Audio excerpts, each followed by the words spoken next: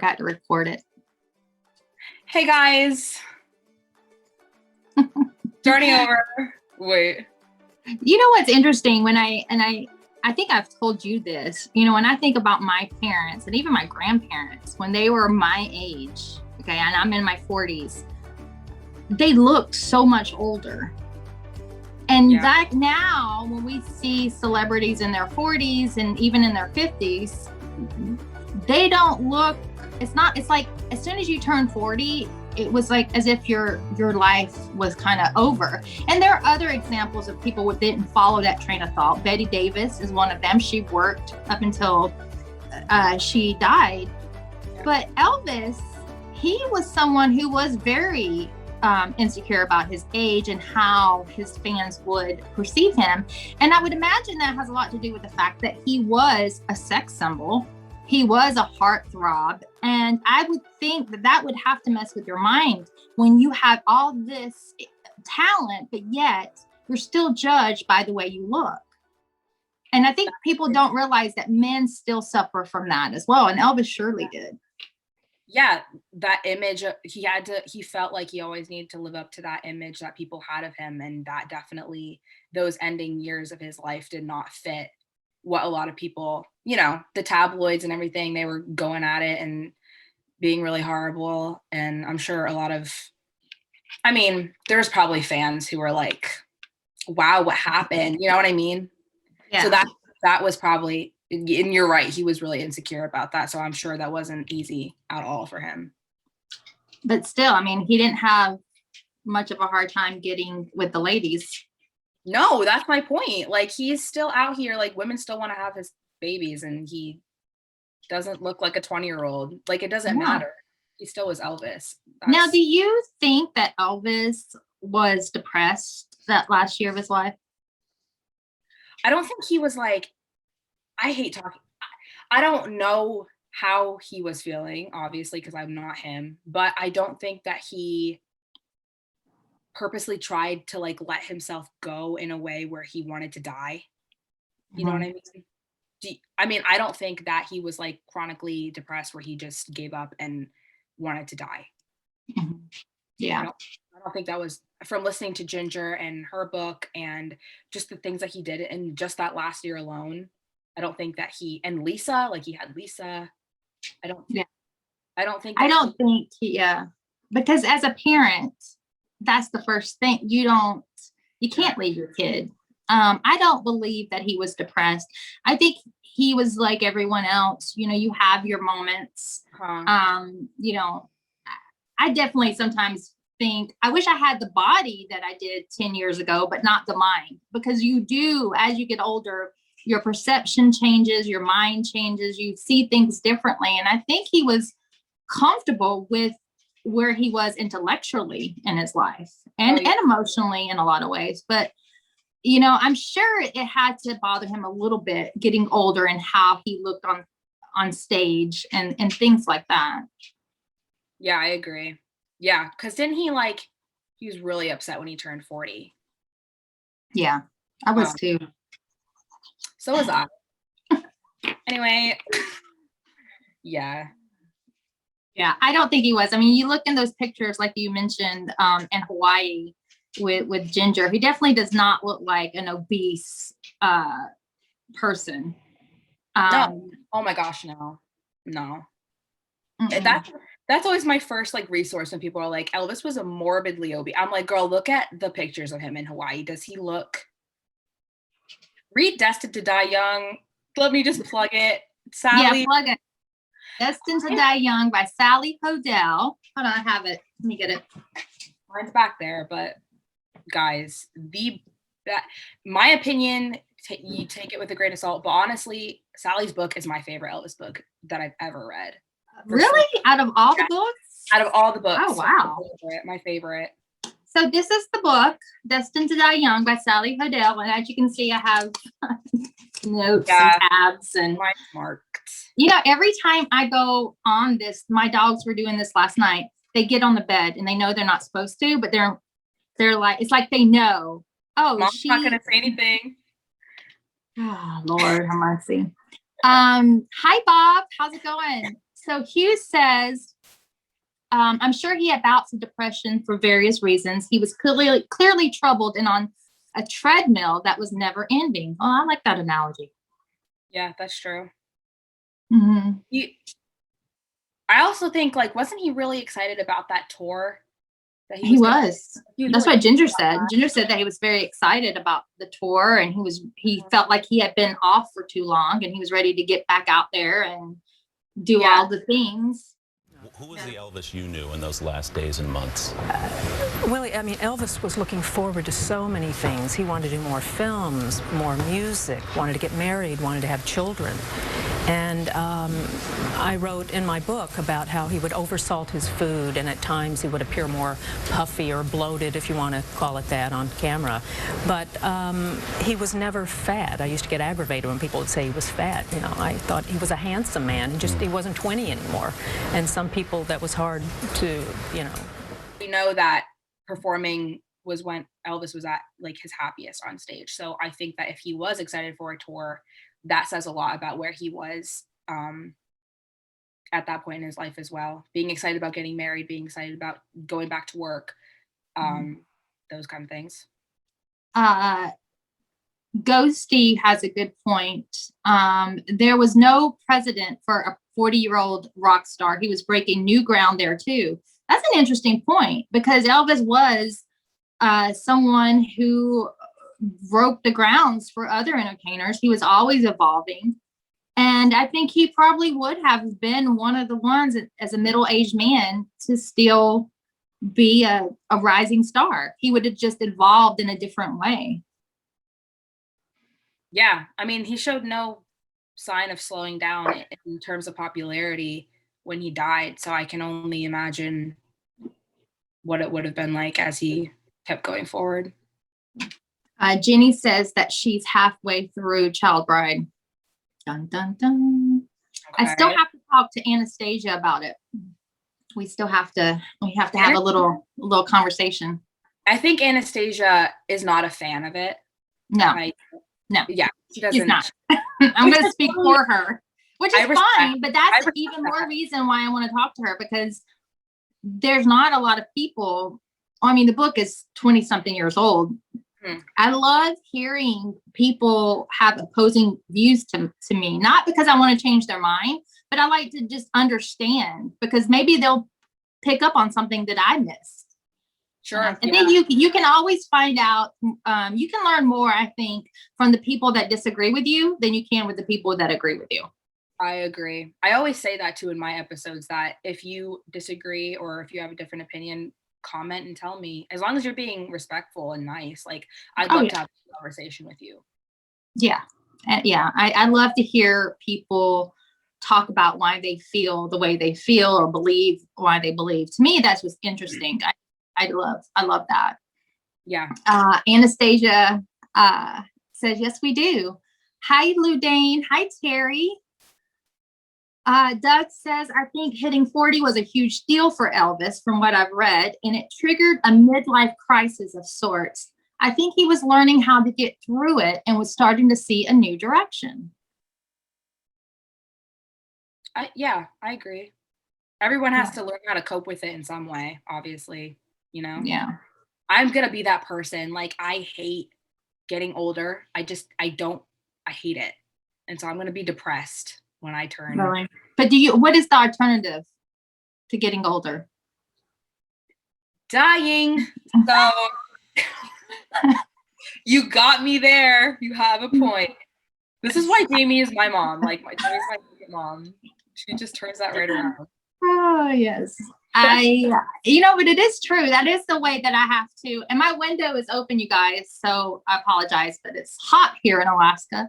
And we don't have air conditions in the houses here in Alaska. Did you know that? It gets hot in Alaska? Yeah, it does. And none of the houses have air conditioning. Why? They don't build houses with air conditioning. You have to get ceiling fans and things like that. It doesn't get hot enough, I guess, but it's always hotter inside buildings than it is outside. What's the temperature? Just curious. The temperature is. Dun, dun, dun.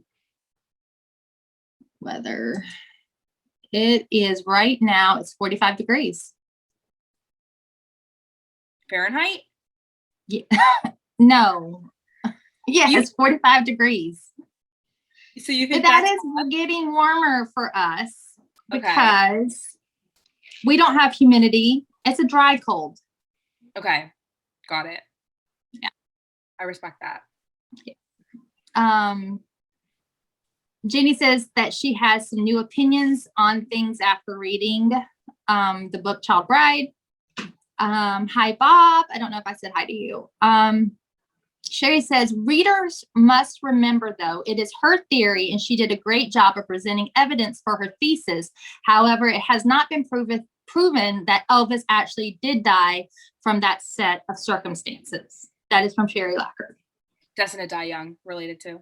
Destined to Die Young, yes, which I think we pretty much, well, at least on my show, I have talked about that this is a theory, but it's a very well-researched theory.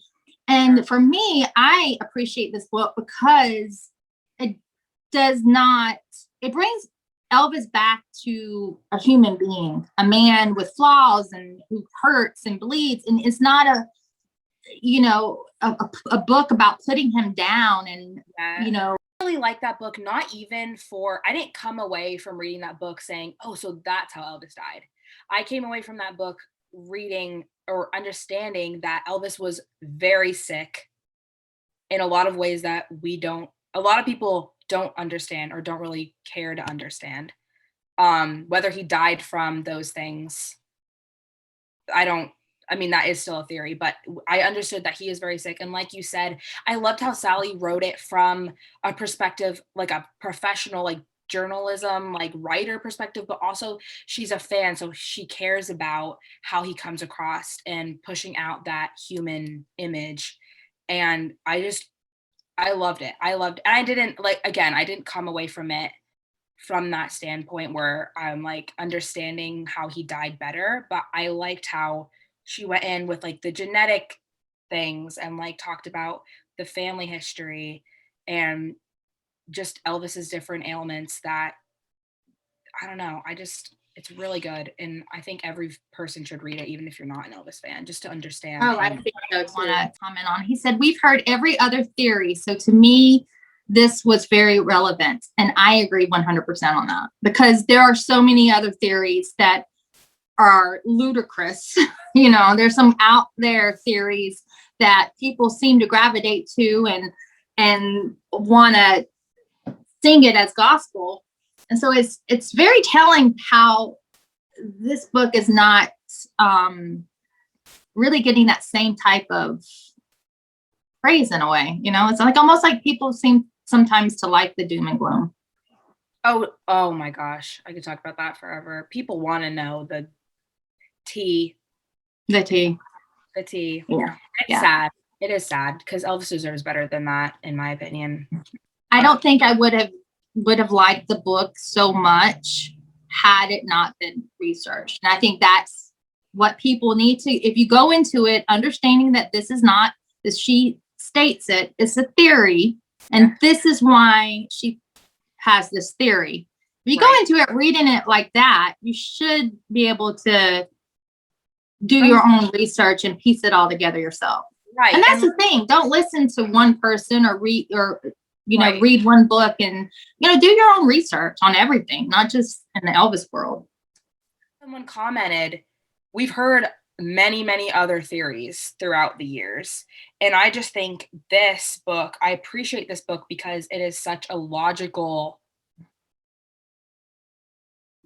standpoint for if that makes any sense. It's like, it's easy to understand her theory. And sometimes it's not easy to understand like what people want to be like the conspiracy theories on how he died. Anastasia, it makes a lot of things make sense. Talking about the book, Sally Hoedel, Destined to Die Young. And I'm kidding, Arkansas Dave. It's funny. Neil says, in my opinion, the Memphis Mafia interviews were the best. They were their best level. That's all I need to know. Who said that? Sorry, I wasn't paying attention. Neil, the real deal. Gurdeep is confused. Gurdeep from the TCB Cast podcast he's confused. I think he doesn't recognize me. Yes, Gurdeep, it is I. Jaime Kay. I got a haircut. There it is. What? Did you read what he wrote? Did you lose a bet? See, I told you it looked awful. I told you it looked awful. There it is. That's Kyle and now Gurdeep. It literally, okay, so you're going to take opinions on men. No offense, but. One is bald. Oops. Like, you just don't understand fashion. Like, I'm sorry. You don't. Jaime Kay is at the height of her beauty right now, and y'all need to appreciate it. I can't even believe you said that with a straight face. That's hilarious. Girl, I don't know any of these people, and I'm like, you don't understand. Like, I'm scared they're going to come at me and hate me. No, they're not going to come at you, Gurdeep. They're all cool. Okay. All right, you guys, very quickly, before I sign off, just let you know that we have a new segment coming on to the Jungle Room Podcast and YouTube channel.